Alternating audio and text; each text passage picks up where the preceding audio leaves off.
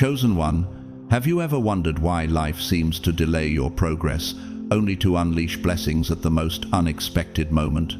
It's not coincidence, nor is it luck. It's a divine orchestration unfolding before your very eyes. You see, the greatest revenge isn't about proving the doubters wrong. It's about living so abundantly that their envy becomes nothing more than a faint shadow, forever trailing behind you. Now, picture this.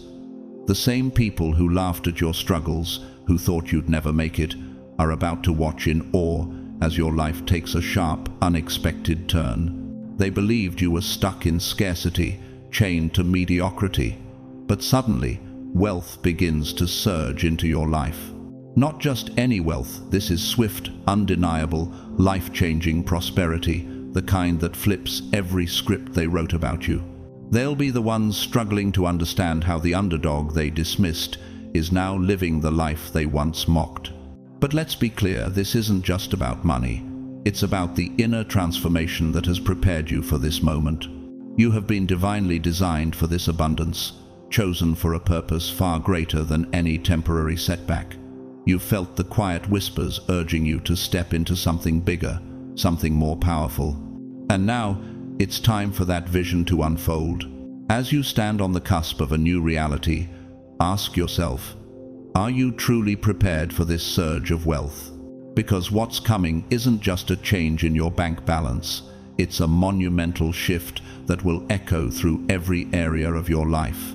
And the truth is, you are not alone in this journey. Together, we are creating a community that lifts each other higher. So, I encourage you to take a moment right now. Drop a comment, show some love with a super thanks, and share this message with others who are ready to embrace their divine destiny. Let's make this a movement, not just a moment. Because this is not about standing by as a spectator, it's about rising together as soldiers on a mission. Now, I want to leave you with this question. What if the silence you've been walking through wasn't emptiness, but divine insulation, preparing you for the extraordinary abundance that's about to flood your life? God's chosen ones, are you prepared for the sudden surge of wealth?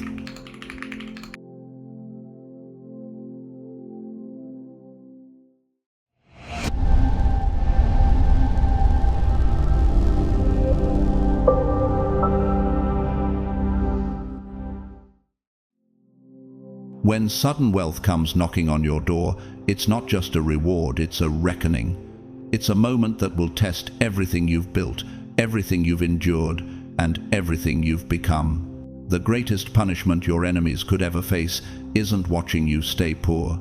It's watching you rise with the grace and discipline they could never master. James 1:12 reminds us, "Blessed is the man who remains steadfast under trial, for when he has stood the test, he will receive the crown of life, which God has promised to those who love him." Wealth, when it arrives, will reveal the depths of your character. It's the X-ray of your soul, a mirror that shows not just your triumphs, but your hidden insecurities and unhealed wounds. Just like the parable of the talents in Matthew 25-14:30, where the master entrusts his servants with a portion of his wealth, sudden riches are not just a gift, they're a test, a responsibility. It's a call to prove that you can handle not just the abundance, but the discipline it requires. Your enemies, those who laughed when you struggled, who mocked you when you scraped pennies to survive, they thought poverty would keep you on their level. But the universe had a different plan, and the gut punch for them is watching you not only rise, but rise with a strength and self-control they could never even begin to understand. They'll watch in disbelief as you rise with power and purpose, a grace they couldn't replicate no matter how hard they tried. Proverbs 3:5-6 says, "Trust in the Lord with all your heart, and lean not on your own understanding." Do you trust that the wealth coming to you is not an accident, that it is a tool meant for your growth, for the expansion of your influence, for the completion of your purpose on earth? Imagine those same people who thought you were nothing when you had nothing. Picture them watching as you step into rooms they've spent their lives begging to enter. And there you are, unbothered, steady, unstoppable. Your enemies will whisper that it was luck, But deep down, you know the truth. You didn't just get lucky. You were forged in the fire they tried to throw you into. That's the difference. They played for show. You trained in silence. But let's get brutally honest. Sudden wealth doesn't just hand you luxury. It hands you a mirror, a reflection that exposes what's hidden beneath the surface. Wealth magnifies not only your strengths, but your weaknesses. It will test whether you are a slave to validation or a master of restraint. When you were broke, every dollar counted. Every penny was planned, every move deliberate. You had no choice but to wait, to endure, to be patient. But when the options multiply, when the temptations grow, that's where most people fail. Wealth doesn't fix weakness, it exposes it. Ecclesiastes 5:10 reminds us, "Whoever loves money never has enough. Whoever loves wealth is never satisfied with their income." So, the question is, what will you do with this sudden wealth? Will you blow it on distractions, on proving a point to people who secretly wish to see you fail? Or will you weaponize it, using it to fund your vision, protect your peace, and secure your legacy? The real test that sudden wealth brings isn't about what you have, it's about who you become with it. And here's a hard truth. Over 70% of sudden wealth recipients, lottery winners, athletes, even business owners end up bankrupt within years. Why? Because they were never trained to carry the weight of the blessings they received. They thought money would fix the void inside them, but it only expanded the emptiness, swallowing them whole. But your story is different. You've been trained in delay. While others were rushing ahead, chasing instant gratification, you were learning patience. While they were showing off, you were being refined. Romans 5:3-4 teaches us that suffering produces perseverance. Perseverance, character, and character, hope. Every moment you spent in lack, every time you stretched the last dollar, every time you prayed for provision, those moments were not wasted. They were chiseling discipline into your character. They were making you stronger for the wealth that was always coming. You had to be built strong enough to carry it without being crushed by it. Because wealth in the hands of a broken person doesn't heal, it destroys. Now, let's shift the question for a moment. What if the wealth that's coming isn't just for you? What if it's a tool to expose those around you? Nothing reveals jealousy faster than success. Nothing shows weakness faster than watching someone you underestimated rise above your expectations without apology. Sudden wealth, then, isn't just a personal test, it's warfare. It's a test of the people around you, the fake friends who will show their fangs, the opportunists who will circle like vultures, the enemies who will choke on their pride. But none of this can shake you because you've been trained to stand before you were ever allowed to rise. In 1 Timothy 6:10, we are reminded that the love of money is the root of all evil. Your enemies, those who wished to see you fall, those who prayed that wealth would corrupt you the way it corrupted them, will watch as you rise, and they'll be forced to choke on their pride. You were trained to see money as a tool, not a trophy. While others danced for applause, you worked in silence, building your purpose. Psalm 75:6-7 says, "For promotion cometh neither from the east, nor from the west, nor from the south, but God is the judge. He putteth down one, and setteth up another." This sudden wealth, this blessing that has come your way, is not an accident. It is not a fluke. It is the result of divine training, of perseverance, of waiting when others rushed. What will you do when the wealth lands in your lap? Will you let it turn you into someone you're not? Or will you use it to fund your vision, to leave a legacy that extends far beyond your own life? 2 Corinthians 9-8 reminds us, "And God is able to bless you abundantly, so that in all things at all times, having all that you need, you will abound in every good work." Sudden wealth isn't about proving anything to anyone. It's about proving to yourself that you've passed the test. And the moment you pass it, your enemies will know the truth. You were ready, and they weren't. When the money comes, and it will, don't see it as a prize. See it as a mirror. See it as a sword. See it as the loudest "I told you so" without ever uttering a word. Let your enemies watch as the blessing they swore you'd never touch becomes the weapon that silences their laughter. Because sudden wealth isn't the end of your story, it's the beginning of their exposure. And when the world asks, why you, why now, your answer will be simple yet devastating: because I was ready and you weren't. Number 2, money doesn't transform you, it amplifies everything you already are. Wealth doesn't create demons, it hands them a megaphone and forces the entire world to hear them. Chosen one, let's rip away the mask of illusion for a moment. How many times have you heard someone say, when I get money, I'll finally be happy, I'll finally be respected, I'll finally be whole? This is the lie that poverty whispers into the hearts of many. Money does not rewrite your character. It doesn't give you new values, nor does it erase your wounds. Instead, it does something much more brutal. It exposes, it magnifies, it amplifies what's been lurking inside of you all along. For your enemies, this is their curse. When wealth hits their lives, it exposes their greed, their envy, their arrogance, everything they tried to hide from the world. But when wealth hits you, chosen one, it will reveal the discipline, purity, and resilience they could never fake. Imagine, for a moment, someone bitter, angry, and envious suddenly coming into wealth. What happens? They don't become generous, they become reckless. They start buying things they can't afford to impress people who won't even care. They use their wealth like a sword, cutting others down instead of using it as a tool to build. Money doesn't change them, it simply amplifies the bitterness that was already inside. But you, chosen one, imagine this. You, stepping into abundance with a heart full of patience and wisdom, with strength and a deep understanding of what true wealth means. Instead of drowning in distractions, you will direct your destiny. That's the difference. Wealth is not a makeover, it's a mirror. And mirrors don't lie, they reflect what you've been hiding from yourself. The truth is, when you were broke, you still had character.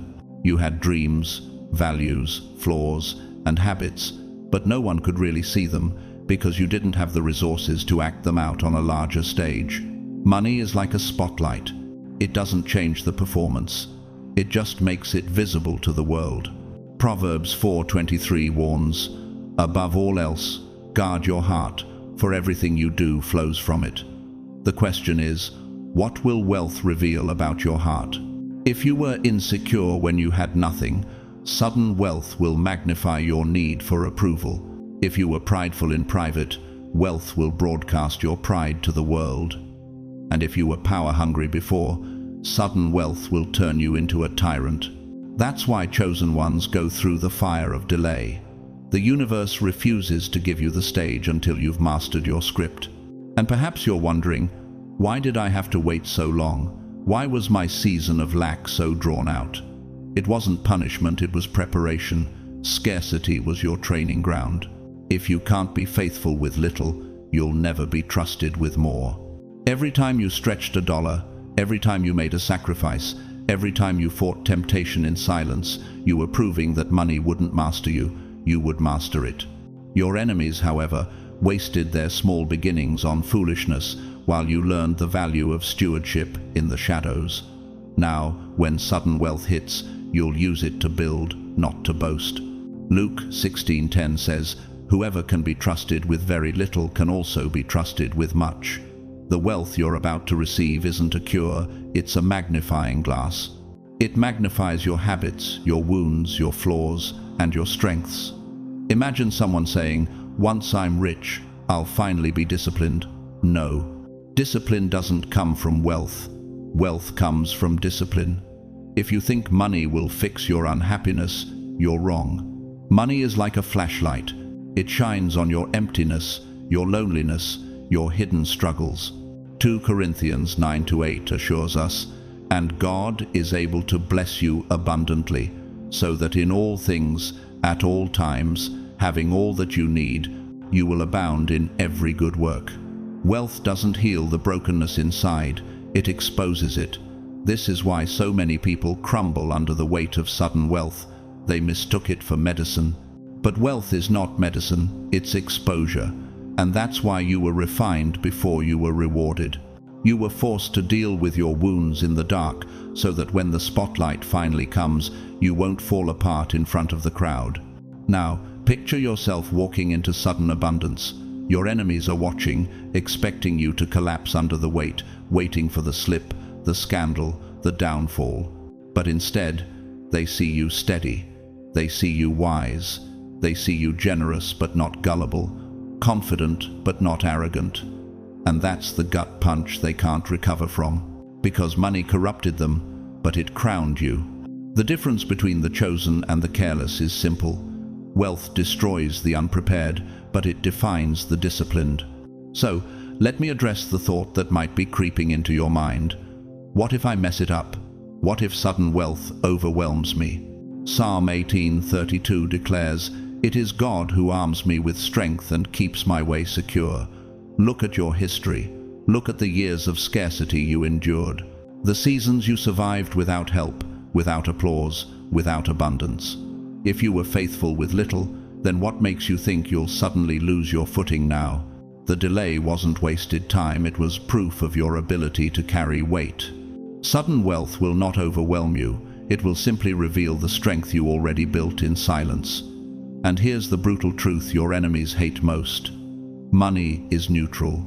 It doesn't have a conscience. It doesn't choose sides. It simply magnifies what's already inside. That's why their lives look chaotic even when they get resources. The chaos was already inside them.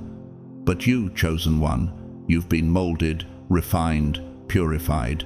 And when money hits your life, it will make your wisdom louder than your wealth.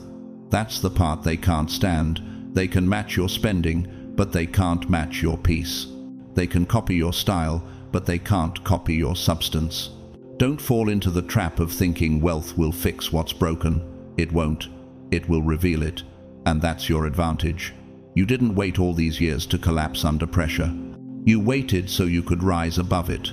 When sudden wealth comes, it won't just prove that you've been chosen, it will prove that you've been prepared. Every enemy, every doubter, every mocker will have no choice but to watch you live out the very discipline they lacked. In the end, money doesn't change you. It amplifies you. And the fact that you're still standing after everything you've endured is the loudest evidence of all. You are ready. Number 3, delay wasn't denial. It was divine camouflage. What your enemies call delay, heaven calls disguise. If wealth had come too soon, it would have exposed you to wolves disguised as friends.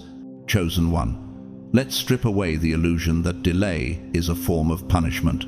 It was never about rejection, it was about protection. We live in a world that often confuses waiting with being ignored. We've all been there, feeling the sting of a season of silence. Yet, what if that silence was never meant to harm you, but to shield you? Imagine if the very thing you've been praying for had arrived before your time. Wealth, sudden success, it might have felt like an answer to your prayers. But had it come too soon, you would have poured it into leaking cups, spending it on the wrong people, investing in false loyalty, feeding opportunists who never truly cared about your well-being. The universe, in its infinite wisdom, knew you weren't ready. Not because you lacked worth, but because those around you lacked integrity. Matthew 7-6 warns us, "Do not give dogs what is sacred, do not throw your pearls to pigs. If you do, they may trample them under their feet and turn and tear you to pieces."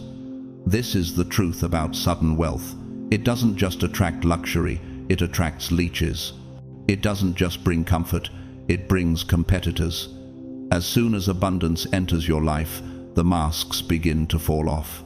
Those you thought were your friends suddenly reveal their envy, their manipulative intentions, their hidden agendas.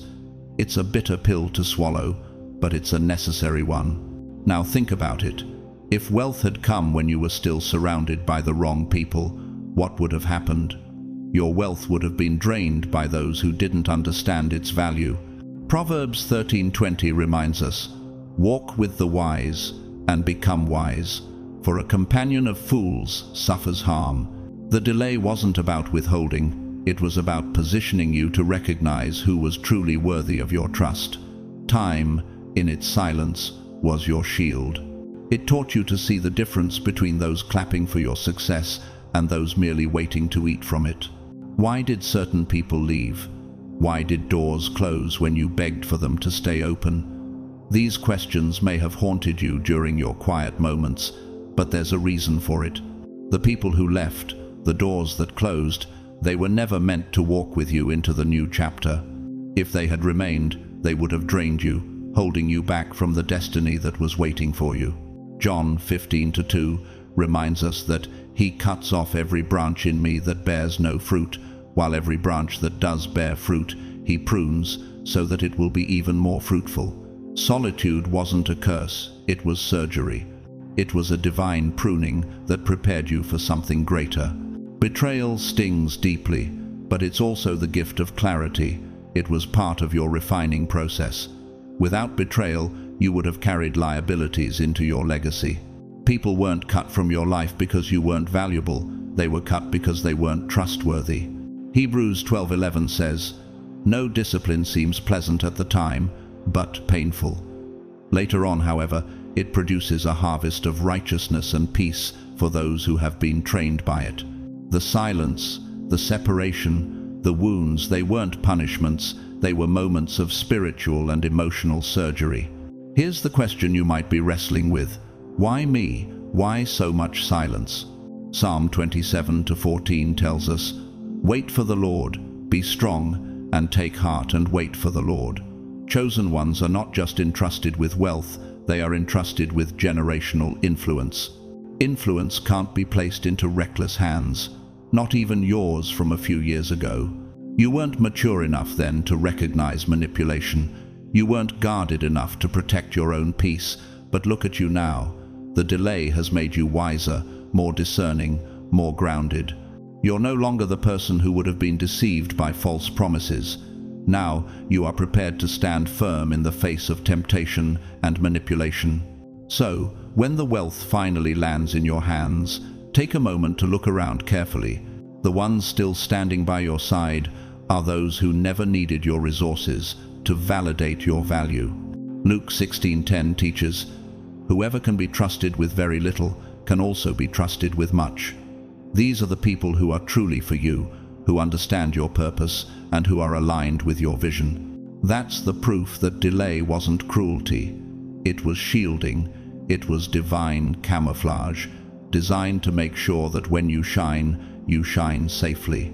The world may not understand the years of silence, the seasons of waiting. But now, as the wealth begins to manifest in your life, you will see the wisdom of those years.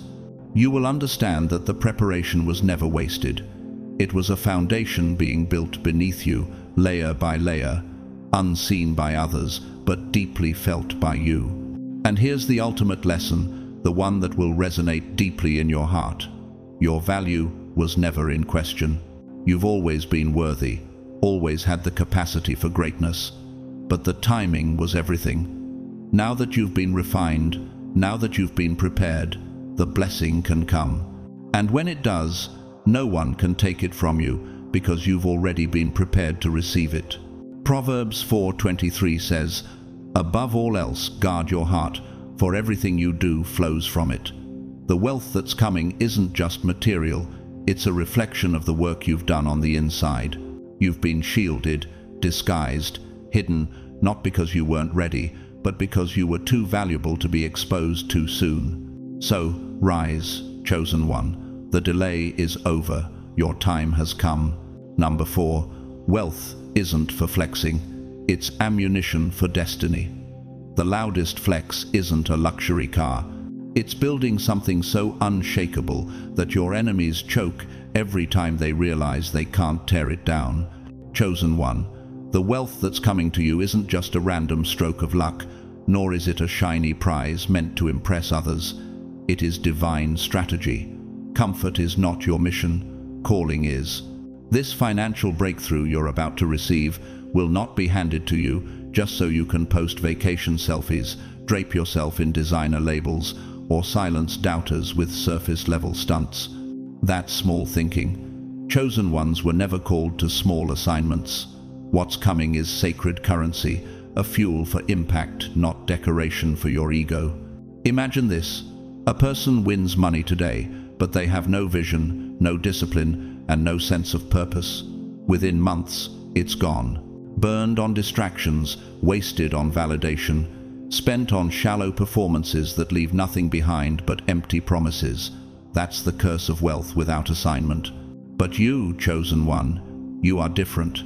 You've been prepared to flip resources into revolutions, blessings into blueprints, and money into movements. You're not just going to live well, you're going to build well. Every brick you lay will outlive your haters' insults, and your legacy will echo long after they've faded from the scene. This is the power of wealth in the hands of someone who knows their purpose. Luke 12:48 tells us, "From everyone who has been given much, much will be demanded." You aren't just meant to gather wealth for yourself. Your wealth is to answer prayers the world has long forgotten to pray. The money that's coming into your life is not to flaunt, not to display. It is to build, to empower, and to create. Think about the delay you've endured. You cried, you begged, you wondered why it took so long, but that pause was not wasted. That was training. You weren't just being prepared to receive wealth. You were being forged to handle it. If sudden wealth had arrived in your life before you understood purpose, you would have wasted it, proving yourself to people who never mattered. But now, you know better. Wealth in the wrong hands creates debt. Wealth in the right hands creates destiny. Proverbs 22:7 warns, "The rich rule over the poor, and the borrower is slave to the lender." That's why this season of waiting, of silence, was crucial. Wealth in your hands will not be a weight. It will be the power to fulfill your destiny. It's about capacity. And, chosen one, you've been stretched enough to handle it. Perhaps you're asking, why me? Why now? The answer is simple. Where you're headed, you'll need more than faith. You'll need firepower. Finances aren't just about comfort. They are the resources that will fund visions too heavy for mere words. They will build shelters for the broken, platforms for the silenced, and solutions for problems that no one else dares to touch. 1 Timothy 6:18-19 reminds us, "Command them to do good, to be rich in good deeds, and to be generous and willing to share. In this way, they will lay up treasure for themselves as a firm foundation for the coming age, so that they may take hold of the life that is truly life." This is the truth about wealth in the hands of those who understand their calling. You're not here to stunt or boast. You are here to construct, to lift the overlooked, to sponsor the unheard, and to answer prayers that have been whispered in despair by people who have nothing to offer you in return. And when that wealth falls into your hands, it won't just look like money, it will look like evidence. Evidence that heaven searched the earth and said, "This one can be trusted." The wealth will be a testament to the growth, the preparation, and the transformation that has occurred in your life. It will be proof that you were chosen for more than comfort, more than temporary luxury. You were chosen for impact. Imagine that moment. As the wealth enters your hands, you'll realize that it's not just about you. It's about what you can do with it, how you will use it to bring light to the darkness, healing to the broken, and change to the world. That's the power of wealth in the right hands, hands that have been tempered by struggle, shaped by purpose, and designed for destiny. Matthew 25:21 says, "Well done, good and faithful servant. Come and share your master's happiness." This is the promise for those who have endured the wait, who have embraced the training, and who are now prepared to wield the wealth entrusted to them. You are ready. The pause was never a punishment. It was divine camouflage, preparing you for the mission ahead. Now, when the wealth hits, you will rise. Not for fame, not for shallow validation, but to fulfill your purpose, to build, to create, and to answer the cries of the world that no one else is willing to hear. The delay is over. Step into your destiny. Number 5. You're under surveillance by gatekeepers of wealth. The most dangerous stage isn't when your enemies mock you, it's when powerful eyes watch you in silence, observing whether you can be trusted with more. Chosen one, right now, without you even realizing it, you are being watched. But this time, it's not your enemies plotting against you, it's gatekeepers studying you. These aren't just any people, they are the ones with the power to open doors that money alone could never buy. Investors, bankers, business leaders, silent benefactors, and even divine allies you haven't yet crossed paths with. They're watching how you move when you think no one is paying attention, evaluating whether you possess the strength, character, and consistency to carry the kind of wealth that will change not just your life, but the lives of others. Imagine this for a moment. Two people stand side by side. One flashes every dollar they touch, constantly chasing applause, trying to look important, hoping their wealth will speak for them. The other, they quietly build, stacking discipline, consistency, and purpose without needing validation from anyone. Now, which one do you think the gatekeepers trust? They've seen charm 1,000 times before. They've seen raw talent burn bright but fizzle out just as quickly.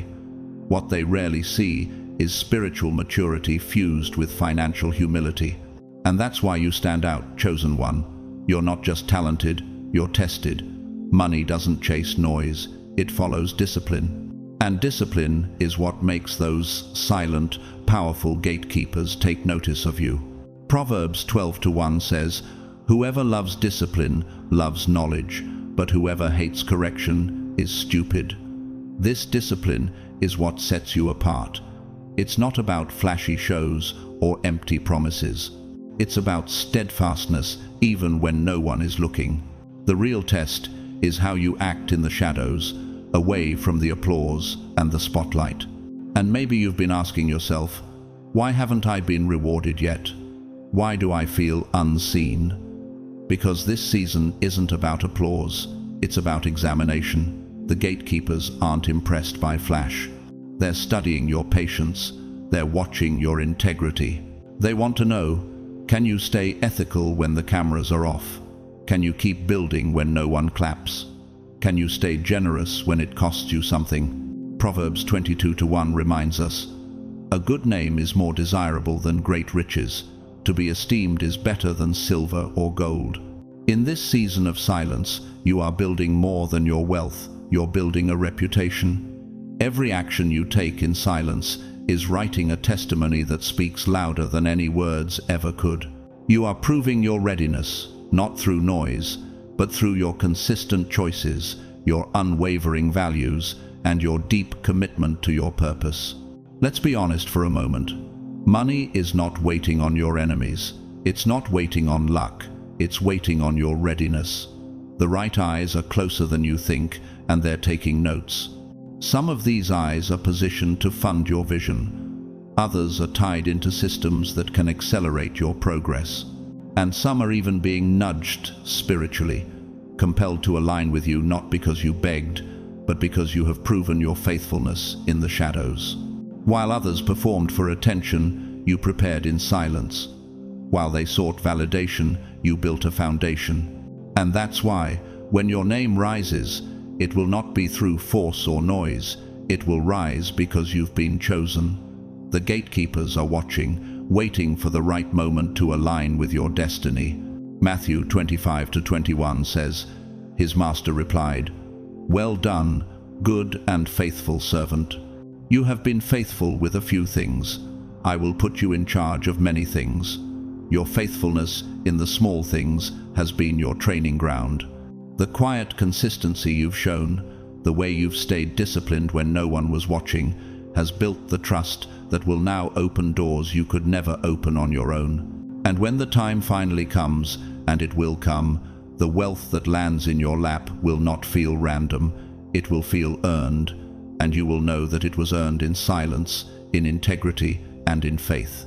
While others will wonder how it happened so quickly, you will know that it was the result of years of preparation, and you will be ready to carry it with grace and wisdom. So, stay excellent, chosen one. Keep showing up with consistency, with dignity, and with discipline. Because when the gatekeepers finally move, it will seem sudden to everyone else, but to you, it will be the fulfillment of what has always been in the works. And that's why you will be trusted with wealth that others only dream about. Psalm 37-23, 2-4 assures us, "The Lord makes firm the steps of the one who delights in him. Though he may stumble, he will not fall, for the Lord upholds him with his hand." This is the assurance that, no matter how long the wait has been, you have been upheld, prepared, and protected. The gates that will open for you are already in motion, waiting for you to take your place. When your time comes, don't rush it. Keep walking with the quiet confidence of someone who knows they were built for more than just the spotlight. Keep working in the shadows, because that's where the real preparation happens. And when the wealth finally lands in your hands, you'll realize that it wasn't just money, it was the answer to prayers you never knew needed to be prayed. Rise with confidence, chosen one. The gatekeepers are watching, and they've already decided you are worth investing in. Number 6. Your wealth will expose the wounds they never healed. The moment you rise, their jealousy will scream louder than their applause, because your success is the mirror they can't stand to look into. Chosen one, understand this profound truth.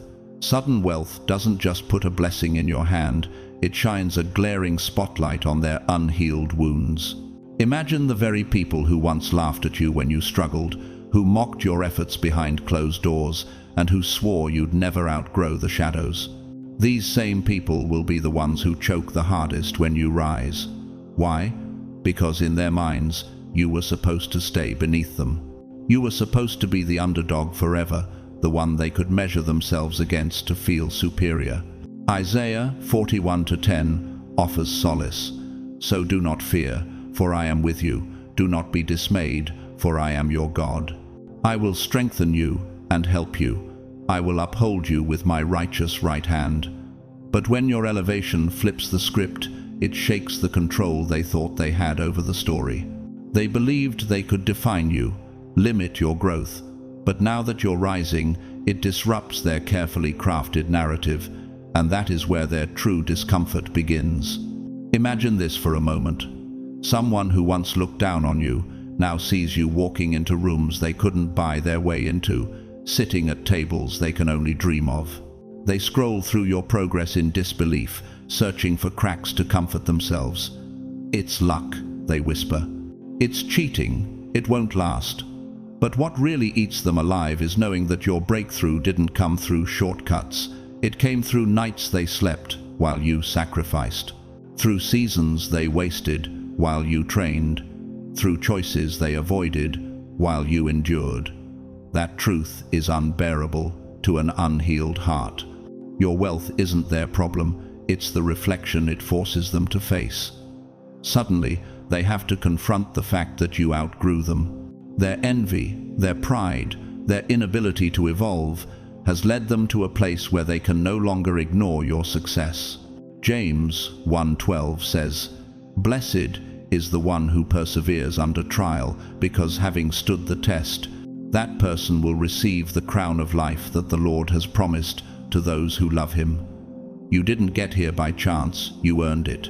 And maybe, chosen one, you wonder, why can't they just be happy for me? Because your rise exposes their excuses. Your success forces them to confront all the ways they've settled, all the chances they ignored, and all the growth they refused. Instead of seeing your success as progress, they see it as an indictment of their own complacency.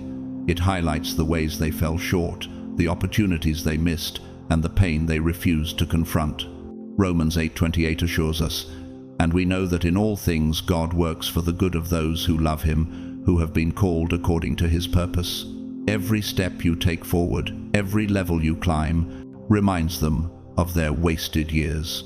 Every milestone you hit screams at them that favor doesn't bend to their pride, their status, or their false sense of superiority.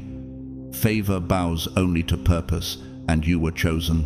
So, they'll label your success as unfair. They'll downplay the years of pain and struggle you endured, calling it a stroke of luck, a fluke, something undeserved. They'll spread rumors, accuse you of schemes or compromises, but you don't need to defend yourself. Proverbs 18:21 teaches us, "The tongue has the power of life and death, and those who love it will eat its fruit. The truth is, your life is the evidence. What they call luck, heaven calls legacy. What they call a fluke, time will reveal as discipline. What they call undeserved is the proof that you were preserved. The rise of the chosen isn't robbery, it's revelation. Revelation is the truth that exposes what's hidden. It is the light that casts shadows, and it hurts those who are still hiding from themselves. 1 Corinthians 15:58 says, "Therefore, my dear brothers and sisters, stand firm. Let nothing move you.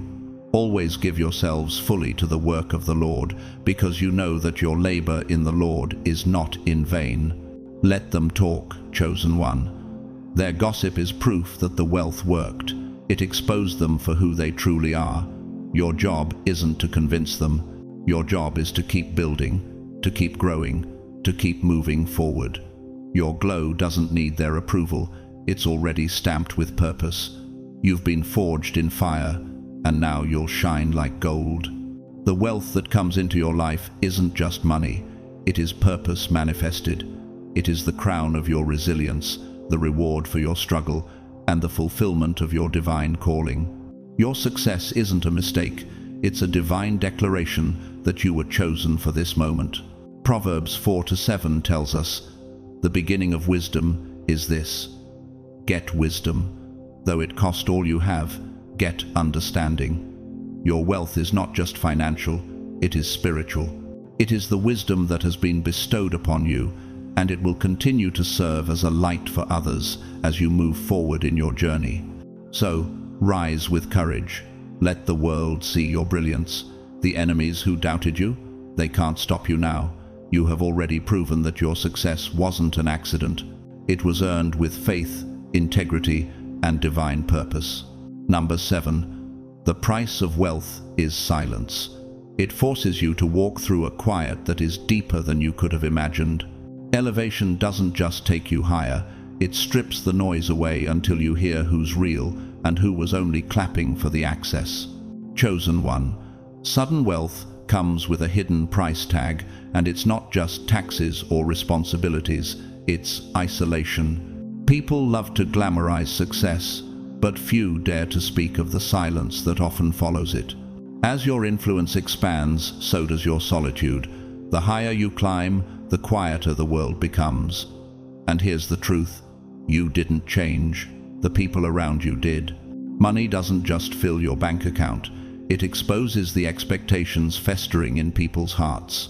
Suddenly, you see the truth that wealth isn't just a blessing, it is a mirror, reflecting the unspoken desires, the hidden motives, and the unsaid truths of those around you. Luke 12:15 warns, "Then he said to them, 'Watch out. Be on your guard against all kinds of greed. Life does not consist in an abundance of possessions.' With sudden wealth, imagine this: you bless someone out of the kindness of your heart, but instead of gratitude, your generosity plants entitlement. Suddenly, they begin to expect more, as though your blessing was their right. Someone else, seeing your abundance, tries to guilt you into sharing, not out of genuine need, but out of manipulation. The moment wealth touches your life, the narratives twist. Those who once supported you, who cheered you on, may now accuse you of forgetting your roots, of turning away from the very people who helped you. But what they fail to understand is that you're not abandoning them. You're protecting your peace. This is the paradox that wealth brings. It shifts relationships. Boundaries, those essential lines between you and others, become betrayals in the eyes of those who only saw you as a resource, not as a soul. Think about it. The louder your blessings become, the quieter your circle will get. Jealousy doesn't clap, it withdraws. People who once stood close to you, celebrating every success, may now compete with you, driven by envy. The people who once cheered for you may distance themselves, consumed by bitterness. Some will wear masks, pretending to support you, while secretly hoping you fail. Psalm 37:1-2 reminds us, "Do not fret because of those who are evil, or be envious of those who do wrong. For like the grass they will soon wither, like green plants they will soon die away." This realization will cut deep. It makes you question every handshake, every smile, every promise you thought was genuine. Suddenly, you're not just wondering who's with you, you're questioning who's for you. And maybe, chosen one, you wonder, why does it feel lonelier now than when I had nothing? Why does the silence feel heavier now than before? Because lack attracts company, but abundance demands clarity. When you were struggling, there were many around you, seeking your company, your support. But when the wealth came, your circle shrank. The people who once surrounded you have scattered, some for reasons you can understand, others for reasons you can't. But this loneliness, it isn't punishment, it's protection. Ecclesiastes 3-6 reminds us, a time to search and a time to give up, a time to keep and a time to throw away. Some people were only assigned to your survival season. If they had gained access to your abundance, they would have drained you dry. That's why your circle shrank. That's why conversations shifted. It wasn't rejection, it was refinement. The throne isn't crowded for a reason, because royalty doesn't walk in packs, it walks in purpose. Romans 8:18 assures us, I consider that our present sufferings are not worth comparing with the glory that will be revealed in us. Chosen one, if you are rooted in purpose, the silence won't suffocate you, it will shape you.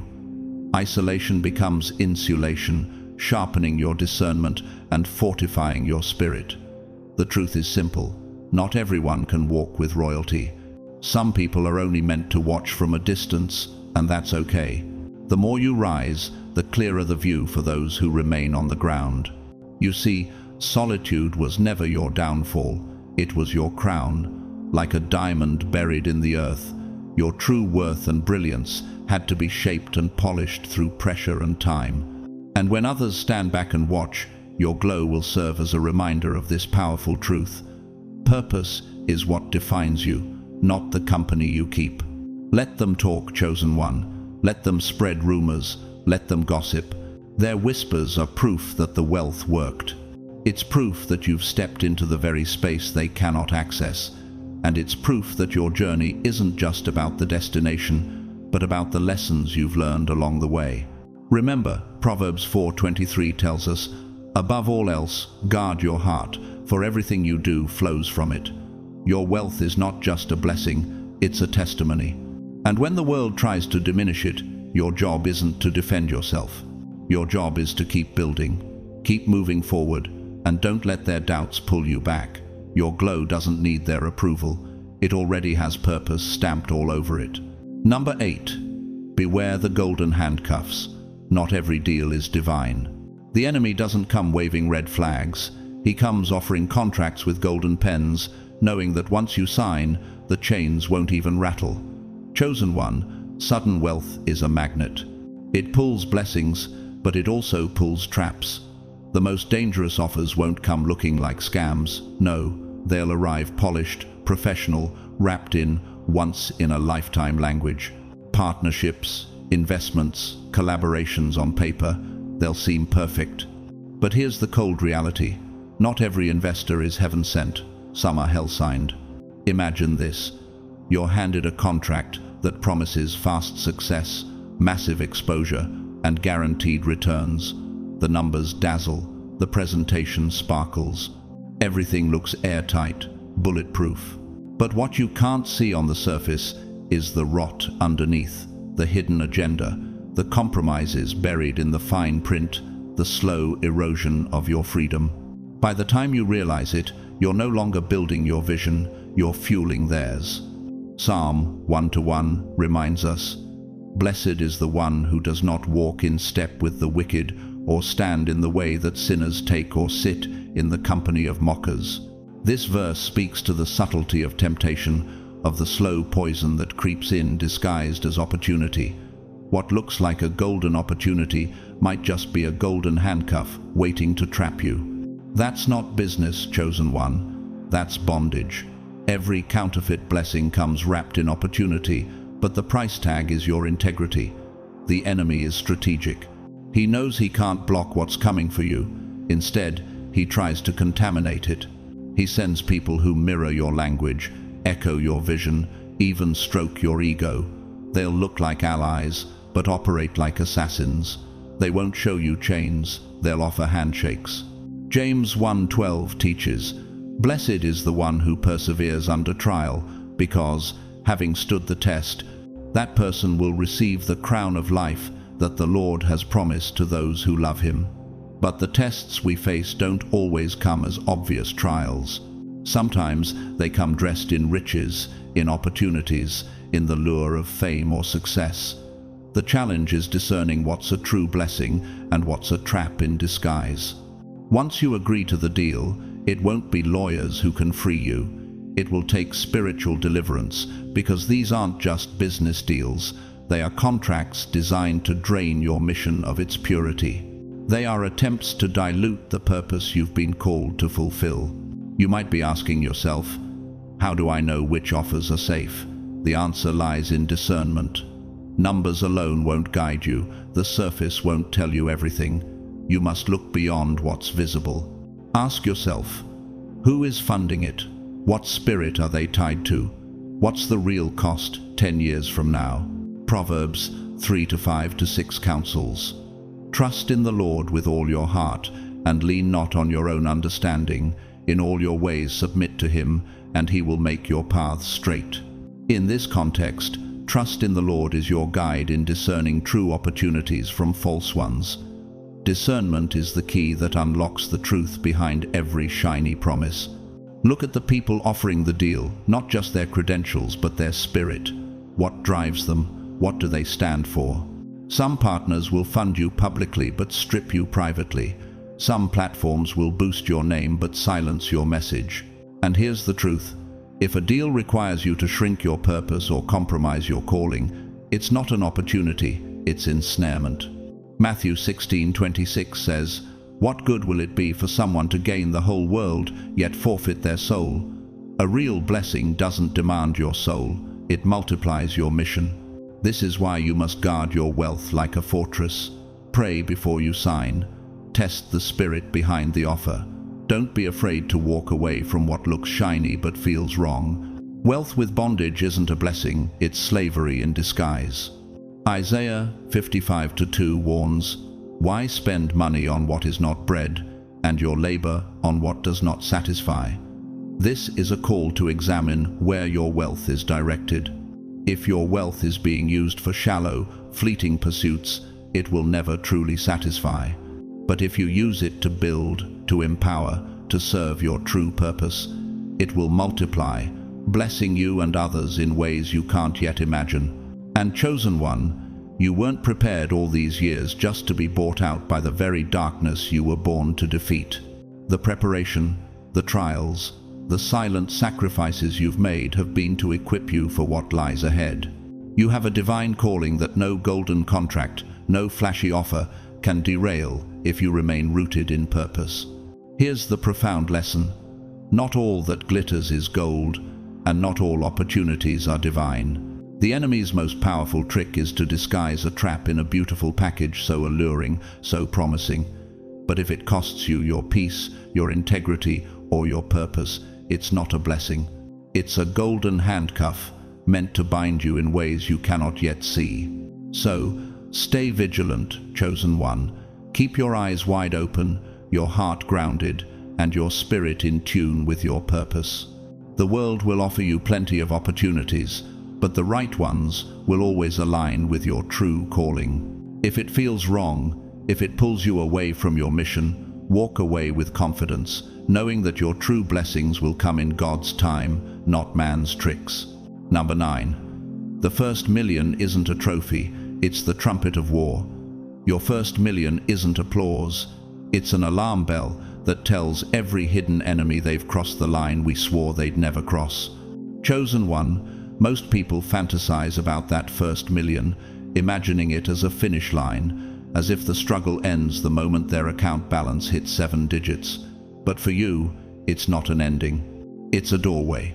That first breakthrough doesn't mean you've escaped the fight. It means you've stepped into a bigger one. Because wealth doesn't just buy freedom, it paints a target on your back. When you were broke, people overlooked you. You were underestimated, ignored, dismissed. But the moment those zeros appear, masks start slipping. Suddenly, you're visible. Suddenly, people who once doubted you are circling back, smiling with hidden agendas. This is the point where the real warfare begins. The higher your account climbs, the sharper the knives get. Legal warfare, audits designed to trip you up, lawsuits engineered to drain you, contracts laced with traps. You'll face financial warfare, shady advisors dressed in expensive suits, unexpected losses that smell like setups, opportunities that look divine but lead to dead ends. But perhaps the heaviest of all, ancestral warfare. Ephesians 6:12 warns us, "For our struggle is not against flesh and blood, but against the rulers, against the authorities, against the powers of this dark world, and against the spiritual forces of evil in the heavenly realms." This is no exaggeration. The moment you break free from the poverty mindset, the spirits assigned to keep your bloodline chained to cycles of failure, addiction, poverty, and despair will rise up in fury. You broke the curse, chosen one. You are the one who crossed the forbidden line. And that kind of movement rattles more than just people. It rattles principalities. So, don't be deceived. That first million is not a soft pillow to rest on. It's a battle cry. It's heaven declaring, "This one is ready for war." Every conversation you have now carries weight. Every handshake holds hidden meaning. Not everyone clapping for you wants you to keep winning. Some just want to get close enough to drain you. That's why discernment must sharpen like steel. The enemy is crafty, and he doesn't come at you head-on. Instead, he uses the very blessings meant to elevate you, to set you up for destruction. Proverbs 4:7 says, "The beginning of wisdom is this, get wisdom. Though it cost all you have, get understanding." That wisdom is your armor in this battle. Discernment will allow you to see through the traps, the lies, and the false allies that will present themselves as part of your success. And maybe you're asking, how do I survive this level? By being ready, ready to protect what you've built, ready to say no, even when saying yes would bring temporary comfort, ready to walk away from anything that threatens your peace, your vision, and your legacy. Because you didn't just get rich, you got noticed, and with visibility comes warfare. Matthew 10:16 reminds us, "I am sending you out like sheep among wolves, therefore be as shrewd as snakes and as innocent as doves." The moment your light shines brighter, the wolves will circle, trying to find a way to devour you, but you've been equipped with the wisdom to navigate the battlefield. You've already been prepared for this next phase of the journey. The first million isn't proof that the battle is over. It's proof that you were chosen to fight on a higher battlefield. But here's the encouragement. While the money is not the real blessing, the fight is. The strength you gain, the strategy you master, the clarity you develop, that's the true inheritance. And no lawsuit, no betrayal, no generational curse can rob you of that. Romans 8:37 tells us, "No, in all these things we are more than conquerors through him who loved us." You have been equipped, chosen one. The challenges you face are not signs of defeat. They are confirmations that you're on the right path. Each battle, each test, each strategy is a part of your divine preparation to inherit your true legacy. The journey to wealth isn't easy. It's not a straight path lined with applause and praise. It's filled with tests, traps, and spiritual battles that go beyond the physical. But as you navigate through these challenges, you're not only building wealth, you're building character, discernment, and faith that will stand firm in the face of any storm. And when you make it through, when you step into your inheritance, you will not just be holding $1 million. You will be holding the power of the journey, the strength earned from every battle fought, and the legacy of someone who didn't just succeed, they triumphed over the enemy, over fear, and over every obstacle thrown their way. Number 10, you're being positioned to outgive kingdoms, not compete with crowds. The enemy wants you to believe that wealth is about flexing on your peers, showing off your success, and elevating your status. But heaven has set you up for something far grander. You were not chosen to simply outshine others. You were chosen to outrank the darkness that has held generations in chains for far too long. Most people chase wealth to compete. They seek status, validation, and the fleeting approval of others. But you, chosen one, weren't chosen for competition. You were chosen for commission. You are being raised to become a distribution center, a living pipeline of divine resources. Money won't just stop with you.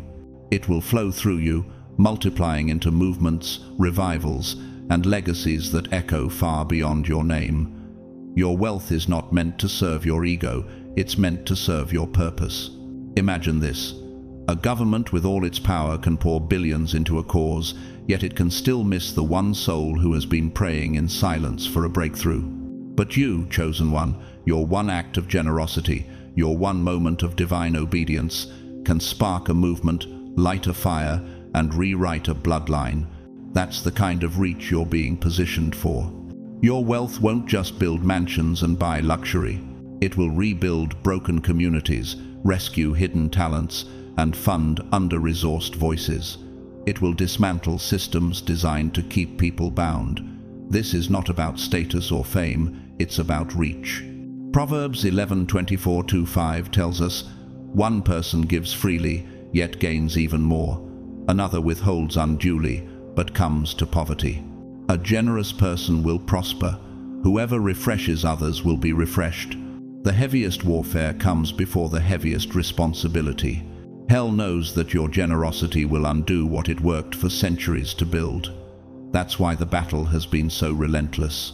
It's not because you're being prepared for a small blessing, it's because you're preparing to carry a global assignment. Your wealth won't just be a blessing, it will be a weapon. Luke 12:48 reminds us, "From everyone who has been given much, much will be demanded." Chosen one, your wealth is not just for you. It's for the generations waiting to be lifted, the communities desperate for a lifeline, the voices that have been silenced for too long. This is why you have felt such weight, why the warfare has been intense. Because you're not meant to just sit on riches, you're meant to use them for kingdom purposes. And maybe you're wondering, why me? Why this much pressure? Why does it feel like the weight of the world is on my shoulders? Because heaven trusts you. Heaven trusts you not to hoard. Heaven trusts you not to waste your blessings on revenge or petty struggles. Heaven trusts you to heal what has been broken for far too long. You're being set up to give on a level most people can't even dream of earning. That's not punishment, it's honor. Your wealth isn't proof of who you outpaced or who you've surpassed. It's proof of who you were sent to uplift, to empower, to restore, and to transform. 2 Corinthians 9-6 assures us, remember this, whoever sows sparingly will also reap sparingly, and whoever sows generously will also reap generously. Your wealth, chosen one, is meant to be sown generously. When the floodgates of wealth finally open, don't think small, don't think about status, don't think about clout or recognition, think strategy, think legacy, think nations. Because your wealth will not just be counted in dollars, it will be measured in souls lifted, bloodlines rewritten, and destinies restored. Psalm 112:3 tells us, "Wealth and riches are in their houses, and their righteousness endures forever." End. Now, here's the ultimate question. When wealth finally reaches your hands, how will you use it? Will you hoard it for yourself, or will you release it to change lives? Will you let it become the light in a world filled with darkness, or will you let it slip away into the hands of those who only want it for personal gain? The decision is yours, chosen one. You have been set apart for greater things, things that will outlast you and echo through generations. This is the season to rise higher, not just for yourself, but for the people who will benefit from your generosity. The warfare isn't a sign of defeat, it's a confirmation of purpose. You weren't chosen to survive, you were chosen to conquer. Number 11. Wealth will drag ghosts from your past and demand you forgive without closure. The cruelest trick of success is this: the same mouths that spat on you in struggle will smile at you in wealth, pretending history never happened. Chosen one, sudden wealth doesn't just pull new opportunities into your life, it drags old ghosts out of the shadows. The people who mocked you when you had nothing, who betrayed you in your weakest moments, who dismissed you when the crowd wasn't watching, they will reappear. Some will come with fake smiles, dripping in hypocrisy, acting as though nothing ever happened. Others will arrive with silent competition in their eyes, secretly hoping to outshine you. And the boldest of them all will act like they were always there, as if their betrayal didn't scar you, as if their words didn't bruise your soul. Imagine this: you're standing in your abundance, and someone who once laughed at your pain suddenly hugs you like family. No apology, no accountability, just audacity. It's almost as if time has erased the hurt, as if their betrayal was a forgotten chapter in your story. But you know the scars they left, the damage their actions caused. Psalm 55:12-14 says, "If an enemy were insulting me, I could endure it. If a foe were rising against me, I could hide. But it is you, a man like myself, my companion, my close friend, with whom I once enjoyed sweet fellowship at the house of God, as we walked about among the worshippers."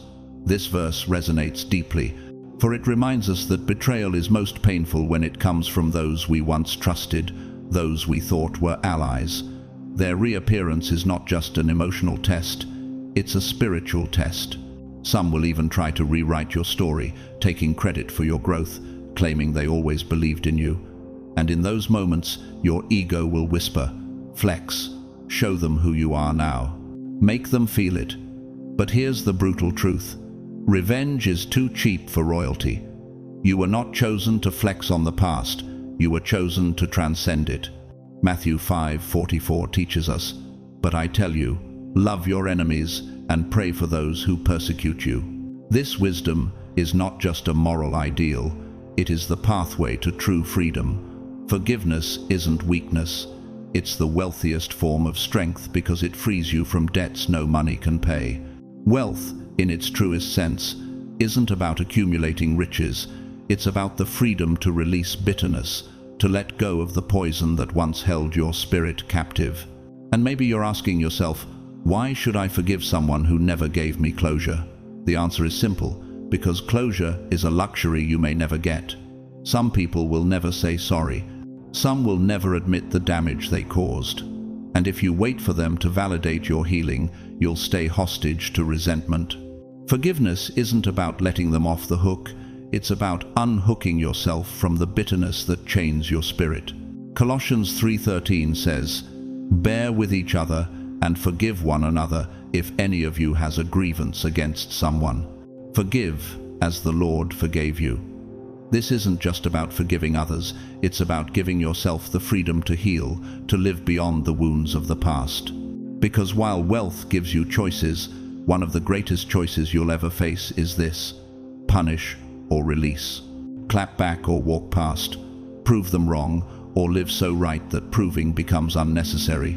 True healing isn't measured by who you destroy, it's measured by who you no longer need to respond to. That's real maturity. Peace is the real flex. Forgiveness is the crown.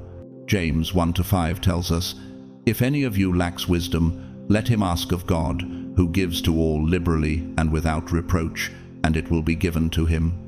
This wisdom, the strength to forgive, the clarity to walk away, is what God gives generously when we seek it. Your wealth isn't just measured in dollars, it's measured in how much peace you carry, how much clarity you've gained, and how unshakable you've become in the face of past hurts. You don't have to restore every connection, you don't have to welcome everyone back, but you do have to release the poison of bitterness. Because wealth doesn't just test your bank account, it tests your heart. And if you can carry millions but not carry peace, then you're still bankrupt where it matters most. Philippians 4-7 assures us, "And the peace of God, which transcends all understanding, will guard your hearts and your minds in Christ Jesus." True wealth isn't just material, It's the peace that guards you, the clarity that guides you, and the forgiveness that frees you. So, chosen one, when those ghosts from your past reappear, don't let them steal your joy. Your peace is your greatest treasure. Forgive because it releases you, and in that release, you will find a strength that nothing and no one can take away. Number 12. Wealth will whisper, "You don't belong here." But that voice is a lie. The cruelest battle you will fight isn't with enemies outside. It's fought with the whisper inside that says, "You're not worthy of what you already bled for." Chosen one, sudden wealth has a way of shaking loose insecurities you thought were buried deep within you. It's one thing to pray, to believe, to grind in the shadows for the blessing, but it's another to finally hold it in your hands. And when you do, a quiet voice may creep in, questioning your worth. Are you sure this is for you? Maybe it was a mistake. Maybe you're not supposed to be here. That voice won't sound like fear. It will sound like humility, masked as self-doubt. But don't be deceived, it's not humility. It's residue.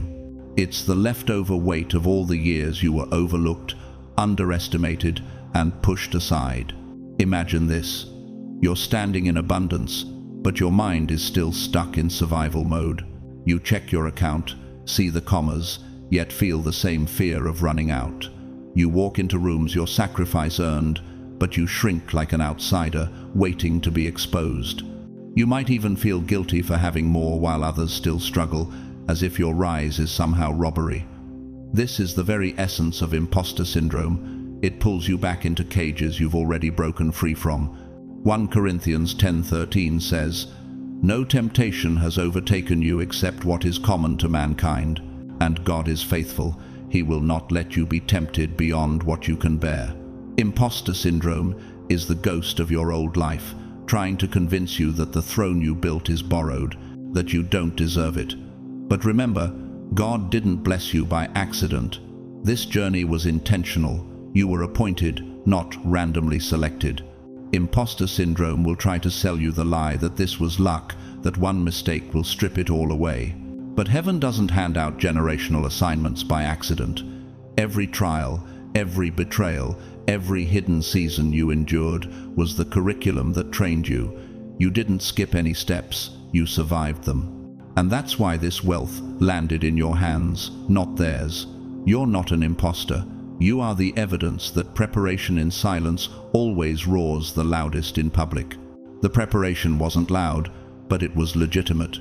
While others were flashing their grind, you were doing the inner work, healing scars, sharpening your mind, disciplining your spirit. You weren't just waiting, you were becoming. And that means you didn't stumble into this, you were sculpted for this. The very fact that you've made it this far means you've earned your place. The throne fits because it was carved for you. Now, you might ask yourself, did I really earn this? Am I strong enough to keep it? The truth is, you've already proven your strength. You've already shown that you are capable of standing tall, even when the odds were stacked against you. Romans 8:18 tells us, "I consider that our present sufferings are not worth comparing with the glory that will be revealed in us." Your past struggles, your preparation, the difficult seasons where you felt unseen, those were the building blocks for the greatness you now stand in. Ephesians 6:11 instructs us to put on the full armor of God so that you can take your stand against the devil's schemes. The armor you've built in silence is now the shield that protects you as you step into the light. You weren't chosen to show off your wealth, but to use it to answer the call placed on your life. Your wealth is not proof of who you've outpaced, but proof of who you were sent to uplift. So, when the whispers of doubt come, when you're questioning whether you really belong here, remember this: you didn't just get lucky. You were chosen, you were prepared, and you were appointed to carry out this assignment. 2 Timothy 1-9 says, "He has saved us and called us to a holy life, not because of anything we have done, but because of His own purpose and grace." Your wealth isn't just about accumulation, it's about purpose, about lifting others, about making the world a better place through your actions. And when the enemy tries to trick you into thinking this success is too big for you, or that you're not worthy of it, stand firm. The throne fits because it was made for you. Stand tall, own it, but not with arrogance. Own it with authority, with the quiet confidence of someone who knows they've been prepared. Your wealth isn't for flexing, it's for impact. Proverbs 3:5-6 says, "Trust in the Lord with all your heart, and lean not on your own understanding. In all your ways submit to him, and he will make your paths straight." Trust that the path you are walking now, with all its twists and turns, has been divinely designed to prepare you for this moment. You are not an accident. You are the answer. So, chosen one, when you feel that whisper telling you you're not worthy, when imposter syndrome tries to drag you back into the shadows, remember, you are worthy. You were called, prepared, and appointed for this time, for this wealth, for this mission. Own it. The throne fits because it was carved for you. Stand tall. Your victory, your wealth, your mission, it was always meant to be yours. Now it's time to embrace it with confidence, with purpose, and with a heart full of generosity that will ripple through generations. Number 13. Your value was hidden until manipulation lost its grip. The system couldn't steal your crown, so it tried to convince you you didn't have one. Chosen one, there's a reason your rise took time. There's a reason doors stayed shut, platforms stayed silent, and your brilliance seemed ignored. Your gifts weren't overlooked, they were hidden.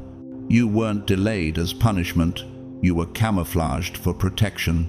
Because if your worth had been revealed too soon, the wrong hands would have seized it. The system would have twisted your purity for profit, pimped your gifts for their gain, and bound your destiny with golden chains. This is the cruelty of the world, where the unseen often carries the greatest worth, but the world doesn't recognize its value until it's too late to manipulate.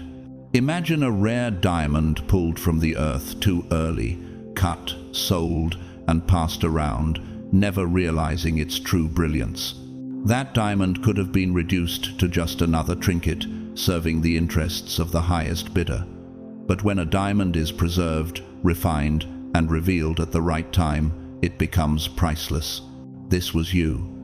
While you mistook the silence as rejection, heaven was keeping you out of rooms that would have used you, but never valued you. Isaiah 55:8-9 reminds us, "For my thoughts are not your thoughts, neither are your ways my ways, declares the Lord. As the heavens are higher than the earth, so are my ways higher than your ways, and my thoughts than your thoughts." Heaven's timing often defies earthly understanding. You were being kept in the shadows, but it wasn't punishment. It was divine camouflage. You may have asked yourself, why did it take so long? Why wasn't I seen when others were?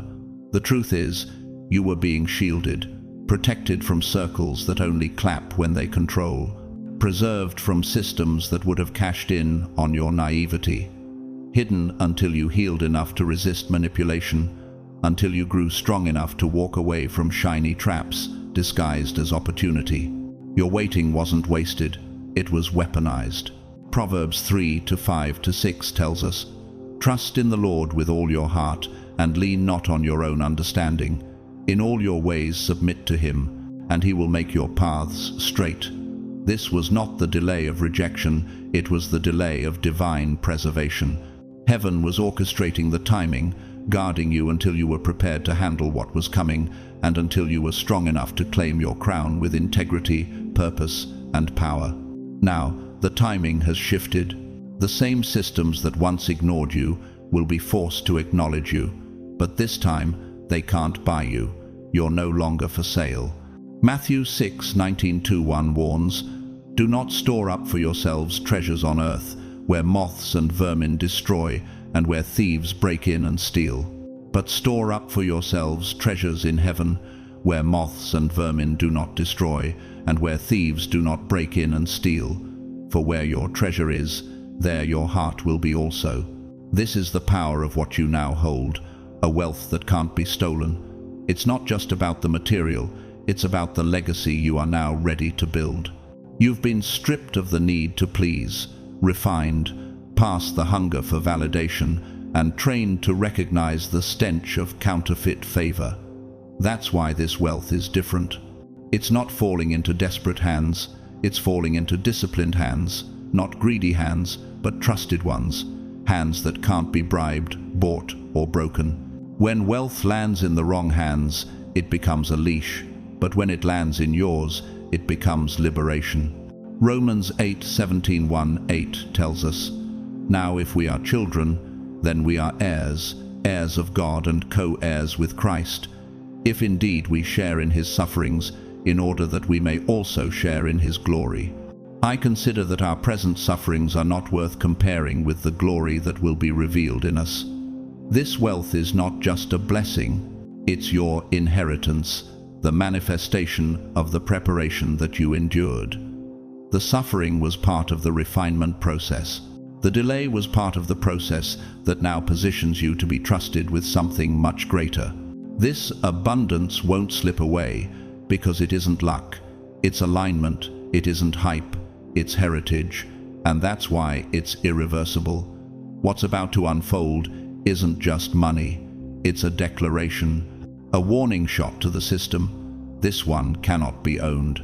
You've been positioned for something greater than just wealth. You've been positioned to change the systems, to rebuild foundations, to restore legacies that have been broken. Philippians 3:14 says, "I press on toward the goal to win the prize for which God has called me heavenward in Christ Jesus." This wealth is not a prize you've stumbled upon, it's the fruit of your journey. The victory of all the battles you faced, the culmination of the preparation that only you could endure.